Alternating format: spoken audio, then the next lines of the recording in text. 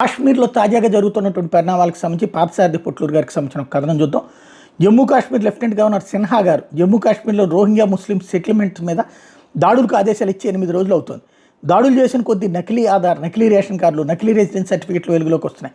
November నెలలో జమ్మూ కాశ్మీర్ పోలీసులు తనిఖీలు నిర్వహించి 4 అదుపులో తీసుకుని మొత్తం 18 ఎఫ్ఐఆర్ రిజిస్టర్ చేశారు. ఫారినర్స్ యాక్ట్ కింద ఇంటిని రోహింగ్యాలకు అద్దెకిచ్చిన ఇంటి యజమానుల మీద కూడా కేసులు పెట్టారు పోలీసులు.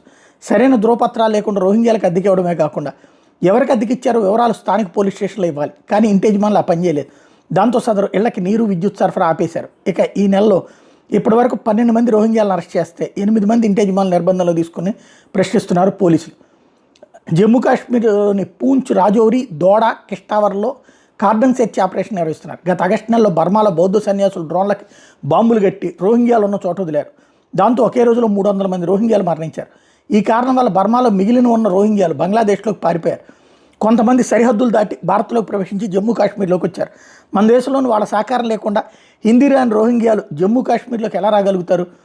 ఉత్తరప్రదేశ్లో ఇటీవల ఒక ముఠాను అరెస్ట్ చేశారు ఏటీఎస్ పోలీసులు. ఈ ముఠాలో 7 మంది సభ్యులు ఉన్నారు. వీళ్ళ దగ్గర 6,000 యాక్టివేట్ చేసిన ఎయిర్టెల్, జియో, బిఎస్ఎన్ఎల్ సిమ్ కార్డులు దొరికినాయి. 50,000 బేసిక్ స్మార్ట్ ఫోన్స్ దొరికినాయి. వాడేసిన పాత ఫోన్లను కొనేవాళ్ళు హోల్సేల్గా ఈ ముఠాకు అమ్ముతున్నారు. ఈ ముఠా పని ఏంటంటే బంగ్లాదేశ్, పాకిస్తాన్, బర్మా దేశాల నుండి దొంగచాటుకు వచ్చే వాళ్ళకి బేసిక్ స్మార్ట్ ఫోన్లను ఉచితంగా ఇవ్వడం అనమాట. మరి వీళ్ళకి అంత డబ్బు ఎక్కడి నుంచి వస్తుంది?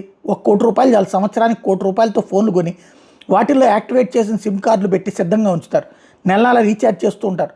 ఇకపోతే సమాజ్వాదీ పార్టీ నేతలు ఈ ముఠాకి డబ్బులు ఇస్తున్నారు.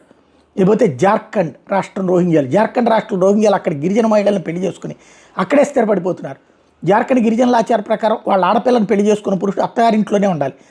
ఆస్తి మీద హక్కు ఆడపిల్లకే ఉంటుంది. ఖచ్చితమైన లెక్కలు లేవు. కానీ జార్ఖండ్ రాష్ట్రంలో రోహింగ్యాలను గిరిజనులు పెళ్లి చేసుకుని స్థిరపడ్డారు. భారీ సంఖ్యలో ఉన్నారు.